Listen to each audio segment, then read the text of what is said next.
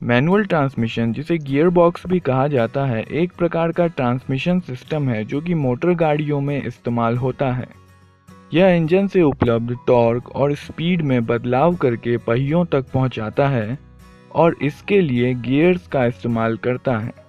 इस वीडियो में gear ratio, sliding mesh gear box, constant mesh gear box, double declutching और फिर synchro mash gear box, जो कि ज़्यादातर आधुनिक गाड़ियों में इस्तेमाल किया जाता है, को समझाया जाएगा।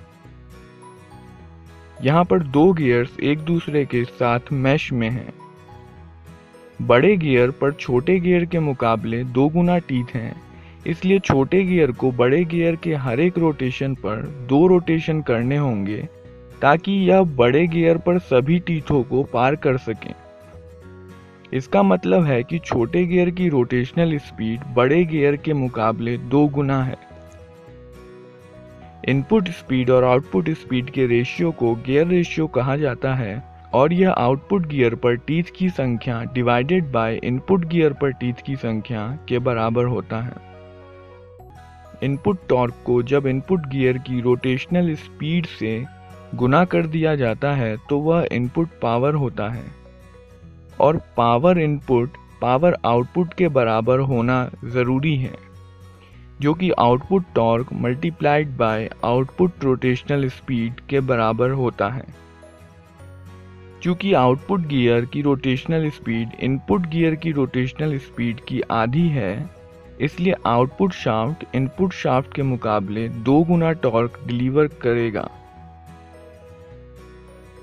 इसका मतलब यह है कि यदि हम एक तरफ कम टॉर्क ज़्यादा गति से लगाएं, तो गियर सिस्टम की मदद से हम आउटपुट में ज़्यादा टॉर्क कम स्पीड से प्राप्त कर सकते हैं।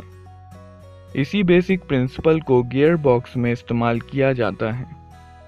एक ऑटोमोबाइल को रेस्ट से शुरू करने के लिए, चढ़ाई करने के लिए या लोड खींचने के लिए काफ़ी टॉर्क की ज़रूरत होती है। इन स्थितियों में गाड़ी का तेज़ी से चलना ज़्यादा ज़रूरी नहीं होता। वहीं दूसरी ओर जब गाड़ी लेवल रोड पर तेज़ी से चल रही है, तब गाड़ी के पहियों पर ज़्यादा टॉर्क लगाने से बेहतर है कि कम टॉर्क को ज़्यादा गति से लगाया जाए।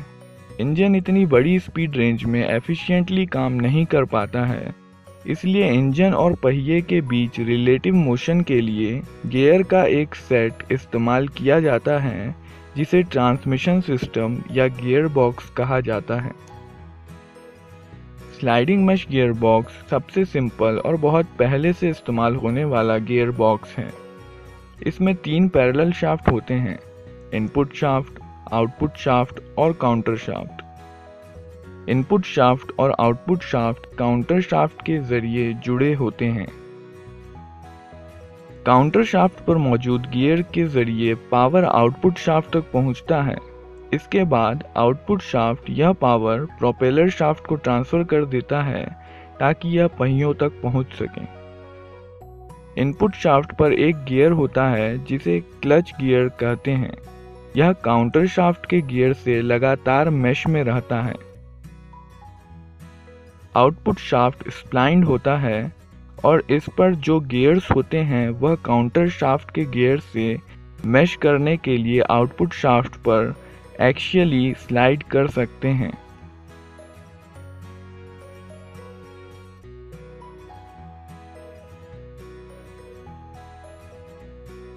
इस प्रकार के गियर बॉक्स में गियर बदलने पर आवाज़ होती है और बिना किसी नुकसान के गियर बदलना काफ़ी मुश्किल होता है। इस परेशानी को दूर करने के लिए कांस्टेंट मैश गियर बॉक्स का इस्तेमाल किया जाता है। कांस्टेंट मैश गियर बॉक्स में स्लाइडिंग मैश गियर बॉक्स की ही तरह इंजन से पावर क्लच के माध्यम से इनपुट शाफ्ट तक पहुंचता है। आउटपुट शाफ्ट पर जो गियर होते हैं वह आउटपुट शाफ्ट पर फिक्स्ड नहीं होते और आउटपुट शाफ्ट पर फ्रीली रोटेट हो सकते हैं। फ्री गियर्स को डार्क कलर से दिखाया गया है। काउंटर शाफ्ट पर अलग अलग साइज के गियर फिक्स होते हैं और काउंटर शाफ्ट के रिलेटिव किसी भी प्रकार का मोशन नहीं कर सकते। फिक्स गियर्स को ब्लू कलर में दिखाया गया है। काउंटर शाफ्ट के गियर्स हमेशा आउटपुट शाफ्ट के गियर्स के साथ मैश में रहते हैं और इन मैशिंग गियर्स के अलग अलग गियर रेशियो होते हैं। उदाहरण के लिए फर्स्ट गियर में बड़े गियर पर छोटे गियर के मुकाबले 3 गुना टीथ हैं, इसलिए बड़ा गियर छोटे गियर के मुकाबले 3 गुना धीरे घूमता है और आउटपुट शाफ्ट पर 3 गुना ज़्यादा टॉर्क लगा सकता है। इसी प्रकार से सेकेंड गियर के लिए बड़े गियर पर छोटे गियर के मुकाबले 2 गुना टीथ हैं और इसलिए बड़ा गियर 2 गुना धीरे घूमता है। इसी प्रकार आउटपुट शाफ्ट पर सभी गियर अपने गियर रेशियो के अनुसार अलग अलग गति से घूमते हैं। वहीं आउटपुट शाफ्ट पहियों से जुड़ा होने के कारण पहियों से संबंधित गति पर घूमता है। आउटपुट शाफ्ट को पावर ट्रांसमिट करने के लिए फ्रीली घूम रहे गियर्स में से किसी एक गियर को आउटपुट शाफ्ट पर लॉक करने की ज़रूरत होती है। ऐसा करने के लिए आउटपुट शाफ्ट पर एक हब फिक्स किया जाता है, इसलिए हब आउटपुट शाफ्ट के साथ घूमता है।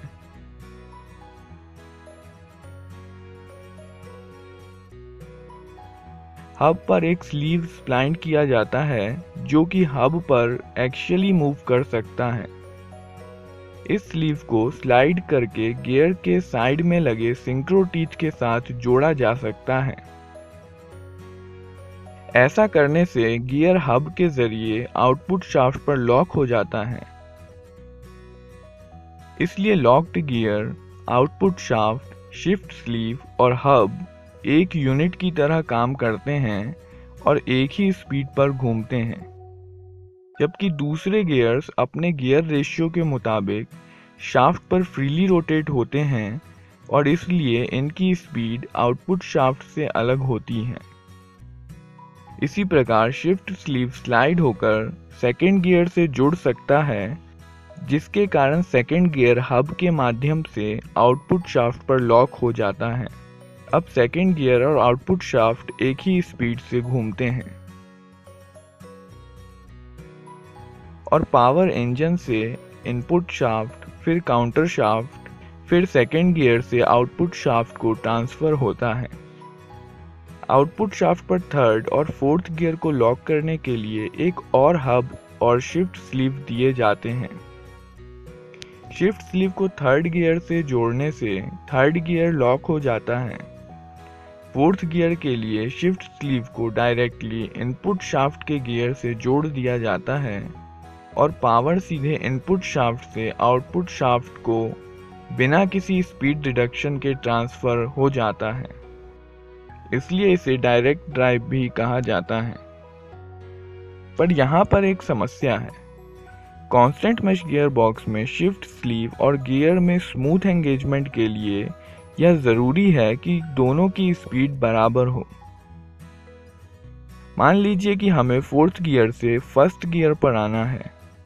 अभी फोर्थ गियर आउटपुट शाफ्ट पर लॉक है और इसलिए आउटपुट शाफ्ट फोर्थ गियर की स्पीड से घूम रहा है। इसलिए शिफ्ट स्लीव फर्स्ट गियर के मुकाबले काफी तेजी से घूम रहा है और ऐसे में शिफ्ट स्लीव को फर्स्ट गियर के साथ स्मूथली एंगेज नहीं किया जा सकता। शिफ्ट स्लीव को फर्स्ट गियर के साथ एंगेज करने के लिए फर्स्ट गियर की स्पीड को बढ़ाकर शिफ्ट स्लीव की स्पीड के बराबर करना जरूरी है। ऐसा करने के लिए क्लच को पहली बार क्लच पैडल दबाकर डिसएंगेज किया जाता है, जिसके कारण इंजन इनपुट शाफ्ट से डिसएंगेज हो जाता है और फिर गियर को न्यूट्रल पोजीशन पर लाया जाता है। इसके बाद क्लच पैडल रिलीज करके इंजन को वापस इनपुट शाफ्ट से कनेक्ट कर दिया जाता है और फिर इंजन को एक्सीलरेट किया जाता है। जब ड्राइवर को लगता है कि फर्स्ट गियर की स्पीड शिफ्ट स्लीव के बराबर हो गई होगी, तब ड्राइवर दूसरी बार क्लच पैडल को दबाकर इनपुट शाफ्ट को फिर से इंजन से डिसएंगेज कर देता है और शिफ्ट स्लीव को फर्स्ट गियर के साथ एंगेज कर देता है। इसके बाद क्लच पैडल को रिलीज करके इनपुट शाफ्ट को इंजन के साथ जोड़ दिया जाता है और इसलिए अब पावर फर्स्ट गियर के जरिए ट्रांसफर हो रहा है। इसलिए गियर को बदलने के लिए 2 बार क्लच को दबाने की ज़रूरत पड़ती है और इसलिए इसे डबल डीक्लचिंग कहते हैं। इस तरह की समस्या से बचने के लिए मॉडर्न मैनुअल ट्रांसमिशन गाड़ियों में सिंक्रोनाइज्ड गियर बॉक्स फिट किया जाता है। सिंक्रोनाइज्ड गियर बॉक्स में शिफ्ट स्लीव और जिस गियर को आउटपुट शाफ्ट पर लॉक करना है उसकी स्पीड अपने आप बराबर हो जाती है। यह काम सिंक्रोनाइजर रिंग के द्वारा किया जाता है। यह सिंक्रोनाइजर रिंग इस तरह फिट किया जाता है कि यह आउटपुट शाफ्ट के साथ घूमे और साथ ही साथ में इसका एक्सियल मूवमेंट भी हो सके। सिंक्रोनाइजर रिंग में इंटरनल कोन होता है और गियर्स पर मेटिंग कोन दिया जाता है जो कि सिंक्रोनाइजर रिंग के इंटरनल कोन के साथ मिलकर कोन क्लच बनाता है। मान लीजिए कोई गाड़ी स्थिर खड़ी है, इसलिए आउटपुट शाफ्ट भी नहीं घूम रहा होगा। अब हम पहले गियर को आउटपुट शाफ्ट पर लॉक करना चाहते हैं। ऐसा करने के लिए क्लच पैडल को दबाया जाता है ताकि इंजन ट्रांसमिशन से डिस्कनेक्ट हो जाए और अब ट्रांसमिशन सिस्टम केवल अपने इनर्शिया के कारण घूम रहा है। अब जब शिफ्ट स्लीव को धकेला जाता है, इससे पहले कि शिफ्ट स्लीव टीथ के साथ एंगेज हो सके, कोन क्लच पहले ही एंगेज हो जाता है, जिसके कारण सिंक्रोनाइजर रिंग और गियर पर दिए हुए कोन के बीच फ्रिक्शन होने लगता है।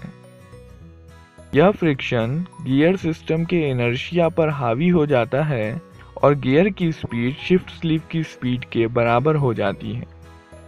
शिफ्ट स्लीव को थोड़ा और धकेलने पर यह गियर के साथ स्मूथली एंगेज हो जाता है।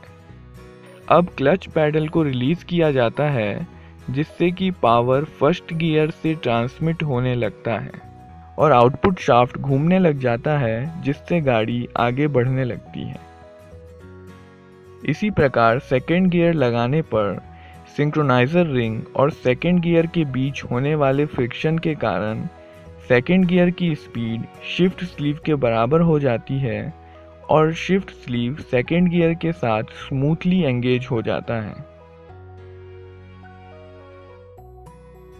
रिवर्स गियर के लिए शिफ्ट स्लीव पर टीथ दिए जाते हैं और एक फिक्स्ड गियर काउंटर शाफ्ट पर दिया जाता है।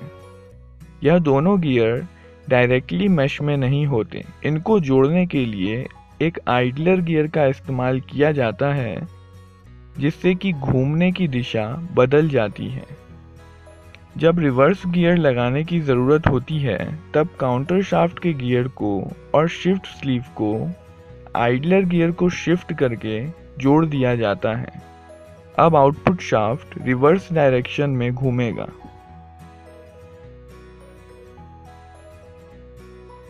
रिवर्स गियर सिंक्रोनाइज्ड नहीं होता है, जिसके कारण गाड़ी के रुक जाने के बाद ही रिवर्स गियर लगाया जाता है। गाड़ी को हाई स्पीड से चलाने के लिए फिफ्थ गियर लगाया जाता है। इस केस में फ्रीली रोटेट होने वाले गियर को काउंटर शाफ्ट पर लगाया जाता है और फिक्स्ड गियर को आउटपुट शाफ्ट पर लगाया जाता है। गियर शिफ्ट स्लीव और हब की मदद से काउंटर शाफ्ट पर लॉक किया जा सकता है। गियर चेंज करने के लिए शिफ्ट शाफ्ट दिए जाते हैं। अभी रिवर्स गियर लगा हुआ है। अब गाड़ी न्यूट्रल पर है। अब फर्स्ट गियर लग गया।